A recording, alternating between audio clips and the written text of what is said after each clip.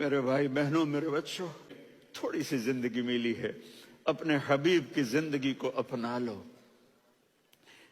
میں تھوڑے تھوڑے اشارے کر کے بتا دیتا ہوں۔ جب آپ بیٹے ہیں تو آپ کہہ رہے ہیں کاش میرے ماں باپ زندہ ہوتے، میں ان کی خدمت کرتا۔ پھر فرمایا اور نہیں تو میری ماں تو ہوتی، چونکہ ماں کو دیکھا ہے نا، باپ کو دیکھا نہیں ہے، تو فرمایا کاش میری ماں زندہ ہوتی اور میں عشاء کی نماز کے لیے مصلی پہ کھڑے ہو کے الحمدللہ رب العالمین پڑھ رہا ہوتا، اور ادھر سے میری ماں مجھے بلاتی محمد، تو میں نماز توڑ کے کہتا جی اماں جان میں آ رہا ہوں، نماز پھر پڑھا دوں گا۔ اپنے والدین کی عزت کرو۔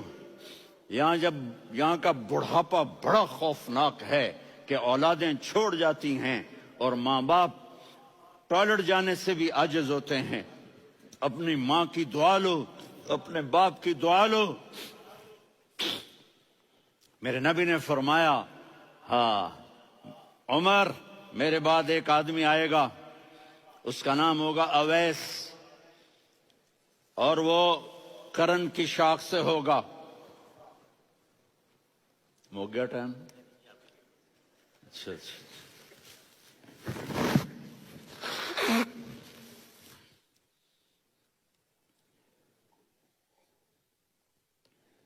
اس سے دعا کرانا، علی آپ بھی، عمر آپ بھی، یا رسول اللہ کس لیے؟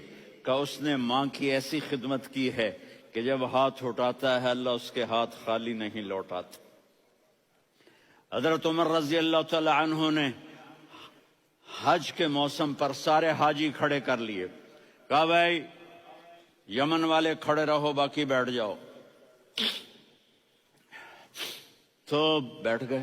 پھر فرمایا کہ یمن والے بیٹھ جاؤ، قرن والے کھڑے رہ جاؤ، تو ایک آدمی کھڑا رہا۔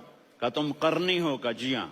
اویس کو جانتے ہو؟ جی میرے بھائی کا بیٹا ہے لیکن تھوڑا پاگل سا ہے، آپ کیوں پوچھ رہے ہیں؟ حضرت عمر نے فرمایا وہ نہیں، تو پاگل ہے۔ کدھر ہے؟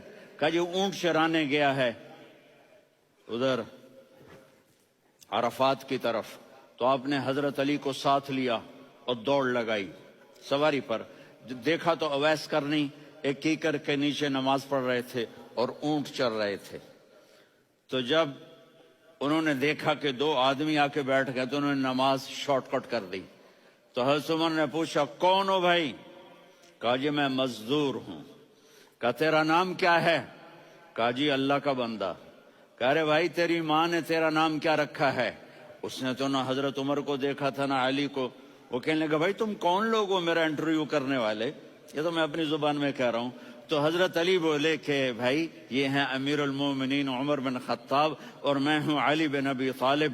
تو وہ ایسے کانپنے لگے، میں معافی چاہتا ہوں، میں پہلی دفعہ آیا ہوں، میں نے آپ کو دیکھا نہیں، فرمائیے آپ۔ حضرت عمر نے کہا ہاتھ اٹھا ہمارے لیے دعا کر۔ تو وہ رونے لگے۔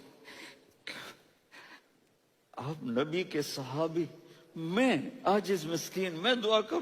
میری اوقات ہے میں دعا کروں؟ کہاں ہمیں ہمارے نبی نے فرمایا تھا اویس آئے تو دعا کروانی ہے۔ عمر اور علی جیسی ہستیوں کو دعا کے لیے کہا جا رہا ہے۔ پیچھے تہجد ہے؟ نہیں۔ جہاد ہے؟ نہیں۔ علم ہے؟ نہیں۔ نماز ہے؟ نہیں۔ روزہ ہے؟ نہیں۔ زکوٰۃ ہے؟ نہیں۔ خیرات ہے؟ نہیں۔ کیا ہے؟ ماں کی خدمت، ماں کی خدمت، ماں کی خدمت۔ میرے نبی نے فرمایا لوگ جنت میں چلیں گے، اویس چلے گا، جب گیٹ پر پہنچے گا تو اللہ کہیں گے اویس کو پیچھے ہٹا دو، باقی اندر چلے جاؤ۔